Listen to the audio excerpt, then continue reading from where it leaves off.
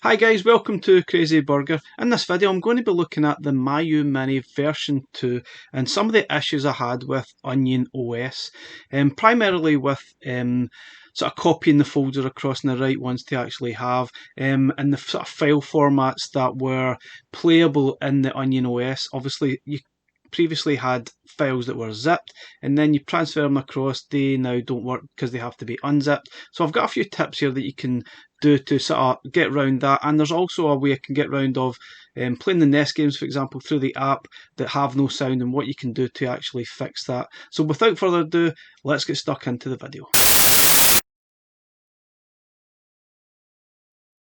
So guys, the first tip I'm going to say is when you're actually doing the Onion OS installation, after you've done, you can see on the right hand side of the screen, they're all the folders that you will see on your memory card when you put it into your laptop or PC.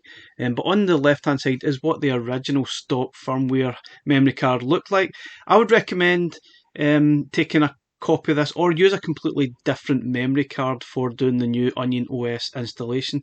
Now also the actual process states all you need is the BIOS files and the ROM folder to copy across to your new memory card. However, there is a couple other folders that I'd recommend copying across, and one of them is the IMGS folder, which is just the images for all the games, so that you can now see the sort of art for each of the games, which just makes it a little bit nicer. And also the ROMs folder. This is a sort of, it's basically more ROMs, but it's in a different location, and it's how this will be more helpful for games showing up on the different apps that you use on your Onion OS. And that's just the first tip. Basically, copy across as much as you possibly can. I think the actual guide is not that clear, and I definitely ran into a few issues. I don't know whether it was just my fault or the guide's fault or somewhere in between, but I definitely recommend doing that to sort of solve some of the issues. Now let's have a look at the sound issues with the NES games, for example. Now let's go to Nintendo or Famicom games. This is where I started to get some issues appearing. Now this is just Super Mario Brothers, and it looks absolutely fine, but as you can hear, there is absolutely no sound. Now I'm not really entirely sure why that is.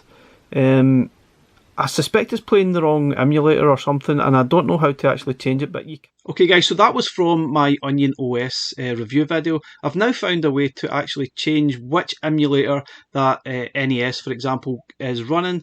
I couldn't find a way how to do it on the actual Miyoo Mini. None of the changes in RetroArch would actually stick to those that were in the app. So I've found a way how to do it on the memory card in the back end offline, and I'm going to show you how to do that. Also, I'll show you a change you can make so that it will show all formats, not just you can see they're just one game. I've got tons of zipped files in there. I'll show you the change that you can make that will show all files that you've got in that folder, regardless what file type they are. Without further ado, let's have a little look at how to actually do that. Okay guys, so on the right hand side of the screen is my Onion OS memory card, and on the left is some reference files from the original stock firmware. Now the left side of the screen is just going to be for reference purposes. So what to do is first, I'm going to do the zip part, how to actually show the games on your Onion OS app emulation so that it shows all files rather than just the ones out with the zip format.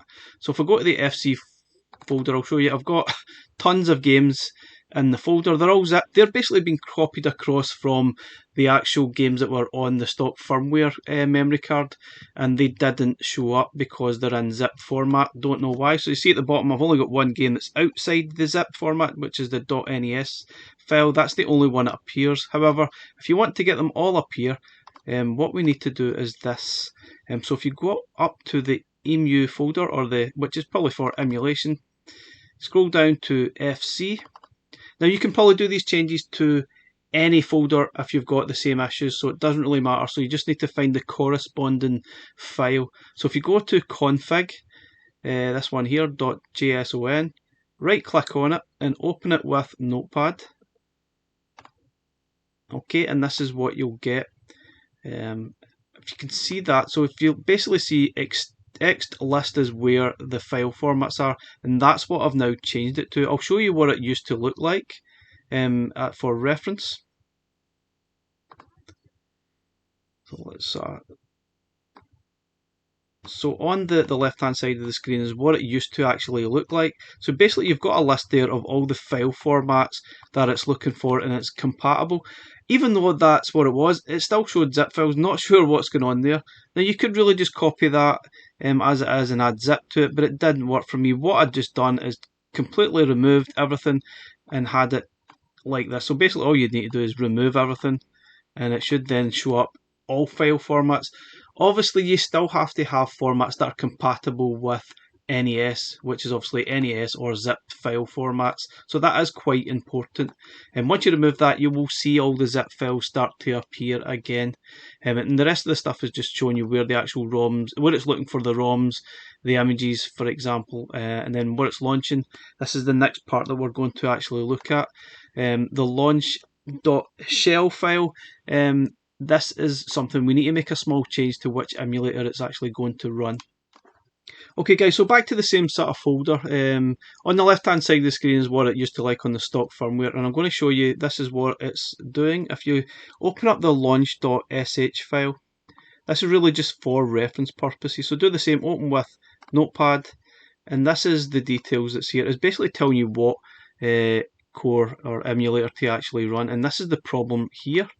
It's looking for the FCUM Libretto core emulator, and this is the one that's not giving us any sound. Not sure exactly what's going on here, whether there's other issues that's causing it rather than the actual emulator, but you can change this to Nestopia, and this should actually fix it. I'll show you what to do to be able to get that to run, and you should be able to apply the same logic to any other sort of issues that you have with sound with the arcade games, for example, or Mega Drive, whatever. So you should be able to do similar sort of fixes. So what we need to do here is open up the launch.sh file within the Onion OS memory card, which is on the right hand side of the screen. So I'll open it up and I'll show you what of the changes I've actually made to it. You can see the differences. So basically I've changed the last two lines. I've copied them from another sort of file, and I'll show you where I actually got that. So you can see here, basically the last two lines here are the two that I've completely changed. Now you could probably do this any way you like, but I've just copied it from another file that I know actually worked. So basically you're getting rid of these two lines and pasting it to here, or you could just copy a file that's in a different location, which will show you where it is. So if we sort of minimise these just now, if you look through your folders, go back to the main part, and previously I brought in this RAPP file from the stock memory card. If you go in here, and we know that the app for Nestopia actually works, so if you actually copy and paste, copy this file, which if you'll open up with Notepad I'll show you, this is just the same as the one that I picked across from there. So basically this is what it is. All I did was copy it across. Now I'd also recommend copying across the other two Nestopia files here, just to be on the safe side. If you sort of copy them, and then go back to where that folder was. So back to the start, emulation, FC folder I think it was, and then just paste them into here, which I've obviously already done. And then it should work. So if we go back to the Miyoo Mini, you'll find that all your zip files will start to appear again, and the games will start to have sound because it's running the Nestopia emulator instead of the other one, which just seems to cause some issues. And like I said, you could probably apply this logic to the arcade Mega Drive, or if you do have issues, you maybe just sort of do a bit of hacking here and there to get the games to actually work properly. And it's just a fix that worked for me. Let's have a look at it actually working. Okay guys, I hope those tips help you. Hopefully I've not made it too complicated, and it'll help you get some sound back in these games. And obviously you can play them through RetroArch or maybe even the other apps that are available, but I prefer playing it this way. And I was just kind of annoyed that the Onion OS sort of broke the sort of sound for it, and I was just curious how we could actually fix it. But you can also apply this logic to other emulators if you have issue with them. You can do the same with the zip sort of hack, and hopefully that will help you. Thanks for watching our video guys. Please like, subscribe, and we'll catch you again in the next one. Bye for now.